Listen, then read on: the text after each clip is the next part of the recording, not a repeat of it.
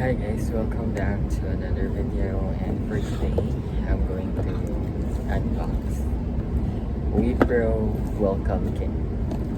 So without further ado, let's unbox it.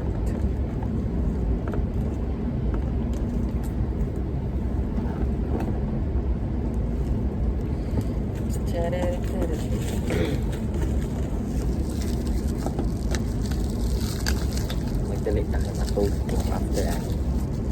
I'm so sleepy. So I'll just share it to you guys. So today is so night. Basta namin siya yung laptop. Ito yung laptop.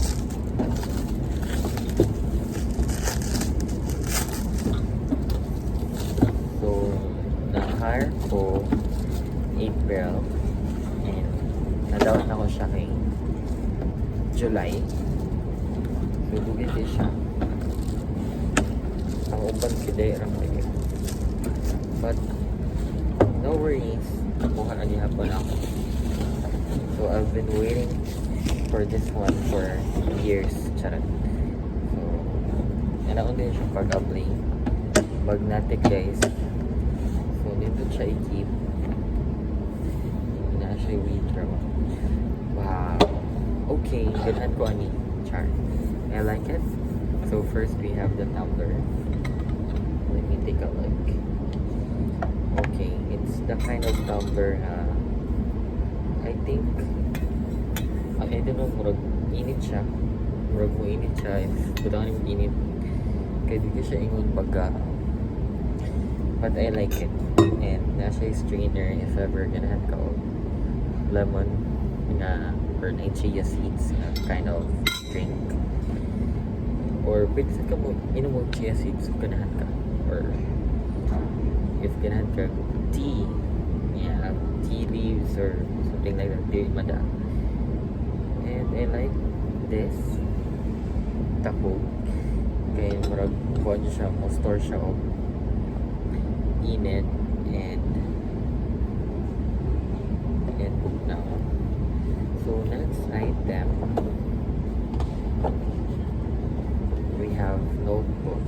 I'm not sure if this is notebook, but Marshall journal. It's nice.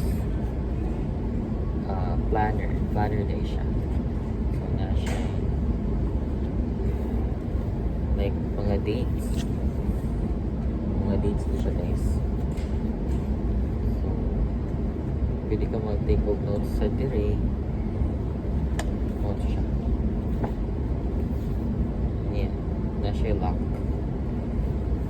Diba? Na-siya lock. So then, na-siya ball pen. Kung na-notebook, nasa ball pen. Diba? But I'm not going to try it because maybe I'll try it at home. And then have here card or certificate or welcome card, I think.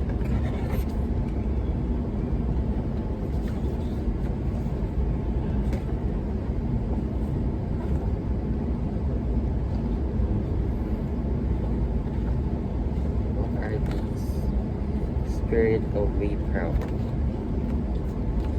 At Wipro, be part of the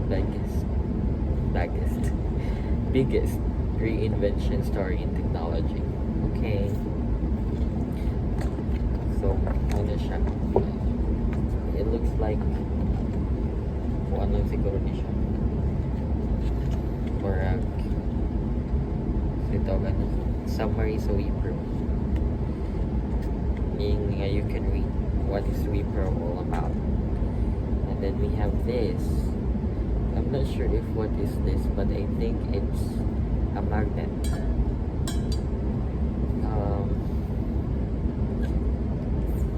Being respectful,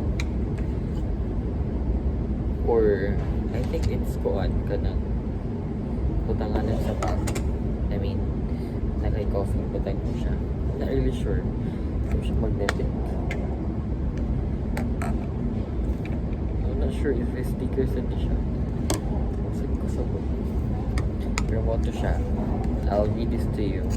So being respectful, being responsive, always communicating. So dapat yun na siya. Demonstrating stewardship and then building trust.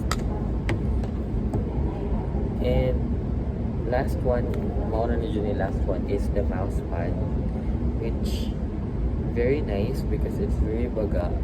It's not the kind of mouse pad na wala, mouse pad lang siya. Charot.